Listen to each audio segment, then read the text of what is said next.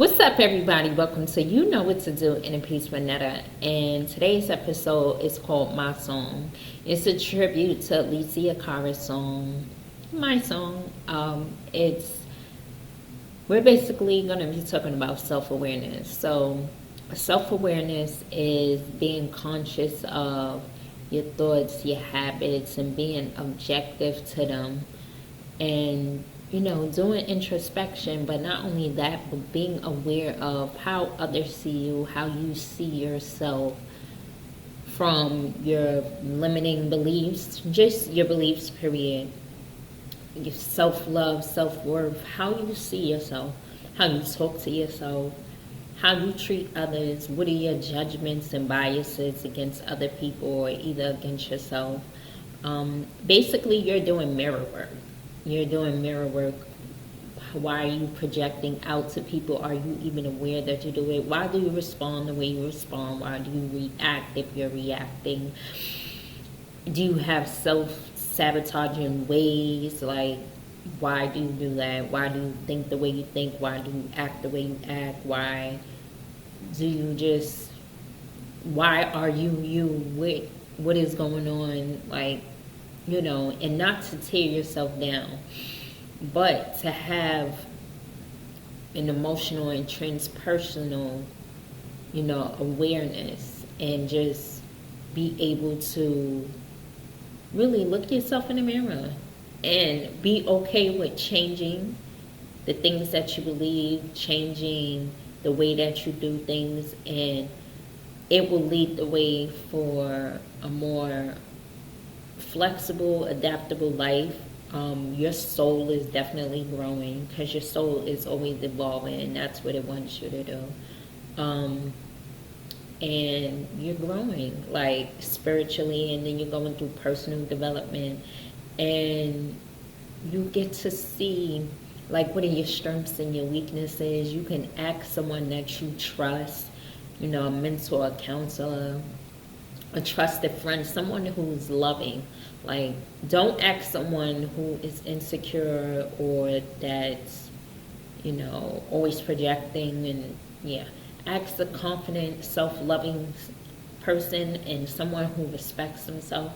Like, ask them, what are your blind spots? What are your weaknesses? Like, how do you see me? How do I show up in the world? When you look at me, like, when you look at Netta, what do you see? How do I show up? And, sometimes that can be a hard pill to swallow. But if you take it and you use it and you really,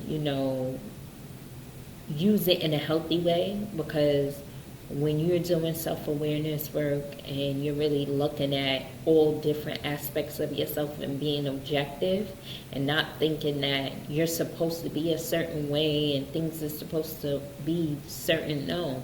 You are unique. You are who you are, and it's okay, because everyone has flaws. Everyone has their shadow side, and but for you to look in the mirror and to check yourself, your ego doesn't like that. Anything that disagrees with the ego will try to tell you different. But the ego also helps us in this physical realm and guides us, as well. But when you're into self-awareness, you're more on your higher self, your inner being. Like, you're going within, you're going home, and you're aligning yourself with your inner being, because your inner being will never steer you in the wrong direction, but it will challenge you to challenge your thoughts, your habits, everything, to change for your highest good. And it makes you more self-confident. It makes you have more self-respect and self-love. And you open up your eyes to see different perceptions and perspectives. Like, you're more open-minded. I feel like life is too great for you to be small-minded and closed-minded. Like, yes, be who you are. Know yourself. Like, that's without a doubt. Have knowledge of self and know yourself. But also have an open mind to see other views, because at the end of the day, as you continue to elevate and heal from past pains and hurts and let all that go and be present, you will elevate. Like, there's levels to just life and this spiritual journey, period, that you will master that duality within you. You know, you will see that you are connected to everything in this world, whether you felt like in the past that you wasn't, like, you know that you aren't separate from your inner being or the divine within you. But back to self-awareness, you will just become aware, more aware of who you are, especially in different chapters of your life. Like, I just feel like you just become more aware and you grow more into yourself, like your authentic self, your true self, and you are comfortable with being your authentic self and who you really are. And you're not going to question it. And when people question you in your authentic self, you're just like, okay, I understand where they coming from, because they don't know who they are, so they're questioning themselves. Like, you know, even when you're doing mirror work, of course you're questioning different things like emotions or triggers, because when you do mirror work, insecurities may come up, you know. So you just have to, like, heal that in a loving and compassionate way. Like, when I first had my spiritual awakening in 2012, I was just like, it was just like all over the place, but I had to learn to be compassionate and more loving and understand what that meant and what that looked like. And really like myself and really love myself wholeheartedly, 110%, you know. I always felt like you could go past 100% because there's always a little more that you could get. And just being aware, like, how I'm showing up in different relationships, you know. It's not always just my view. Like, we all have that inner being and having that inner knowing, you know, but we don't know everything, and we really technically, we really don't know nothing, but then we have that inner knowing. Like, it's just that's how it is. But you don't know everything, and it's okay not to know everything, you know, as long as you know yourself. But you get to know yourself more when you realize how you showing up in the world, and then you could just make that better. You know, living your best life, seeing how you treat people. Some people aren't even aware that they treat people, you know, crazy, you know, or they talking to people crazy and that they projecting. Some people aren't even aware. And I believe that once we have this self-awareness and that relationship with ourselves, of course, that's the catalyst of the relationship with everybody else in this world.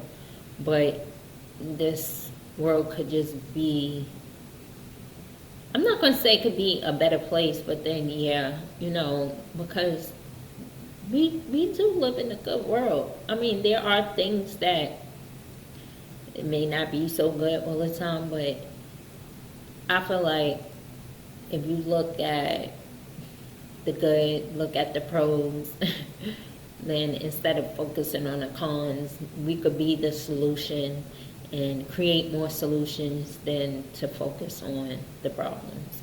But we could just be better to each other, you know, and be more compassionate and have an understanding of maybe what somebody else is going through. Not saying how they may treat somebody is right, but look at maybe where their mindset is at and what their beliefs are. Like, have some compassionate, walk in love instead of fear. Like, a lot of people are scared to look in the mirror at themselves and to show up and to be like, yo, to do that check-in, and then to have somebody else say, like, hey, you know, these are where your blind spots are, and to really actually take it into consideration. We don't do this journey by ourselves, and I feel like you know, once we have loving people and people who are worthy and, you know, have that self-worth and self-confidence and self-respect and self-love, and they walk in love and you surround yourself with that, that just makes your journey better. You know, when you have people living in fear, that's, you know, going to cause the imbalance. That's going to cause all of that so-called negative energy, you know, around your life, because energy, there's really no negative or positive. It's just all about transmutation. But yeah, if we have a better relationship with ourselves, we will have better relationships with people outside ourselves. And that's just it. You know, we attract what we are. And if we want something in this life like love and respect, like, you gotta give it. You have to be what you want. You want to be a millionaire, then you gotta be one. Act like one. Take the steps to be one. If you want love, then you have to give love. You know, you want respect, you have to give respect. You can't just take. Like, no, that's, no. I mean, you can, but it does not work out for the betterment, you know, in your life. That's a form of fear. So walk in love, because it's unnecessary to think that you could just take everything and control people. That just means that you don't know how to control your own life. So just become aware of the thoughts and how you talk to yourself, because how you talk to yourself is very crucial. Like, say positive things, like, all the time. Say and focus on what you want. And there's nothing wrong with tough love, but tough love does not mean beating yourself up.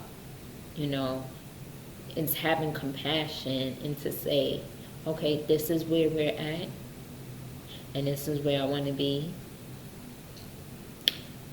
Okay, so how can we get to where we want to be? This is not okay. We not doing this no more. So let's just take some baby steps. Let's just break everything down and get to where we want to be. And we just want to focus on each present moment, on each step. We know what the bigger vision is. We know where we want to be, but we're going to just take it day by day. And then just have that self-discipline, you know. But, yes, that's self-awareness, and that's your song. Like, you create your own song, your own life, your own reality. Everything that you need is already within you. So create your own song. You know, rewrite your own history. Rewrite your narrative. You know, write your own story. Write your own song. And yeah, just be self-aware and just be conscious of how you living, how you moving. So that's the end of this video. I hope y'all enjoyed it. So you have a good day. Peace.